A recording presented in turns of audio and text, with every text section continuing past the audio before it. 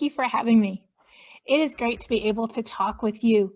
Why does climate change matter to us? We often think, well, we're such a northern country, right? Wouldn't a little warmer weather be better, we think, as we scrape the ice off our cars in February? But the reality is, even in Canada, we are perfectly adapted to the climate that we have.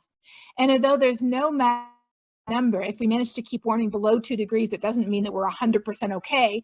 We already have things like Lyme disease spreading through Ontario, carried by ticks that we didn't used to have because our winters were cold enough to keep them at bay.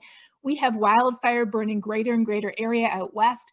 We have increased risk of heat waves in the summer and heavy downpours and floods. 2 degrees is not a magic number, but the faster we cut our carbon emissions, the better off we are all going to be. Because climate change matters to us all. And since you're online, I want to show you that we actually have a global weirding episode on how climate change is affecting Canada. We have a global weirding episode about what does 2 degrees really mean and why is it so important to avoid the most serious and dangerous impacts of climate change. And lastly, I have a TED Talk on the most important thing that every individual can do about climate change.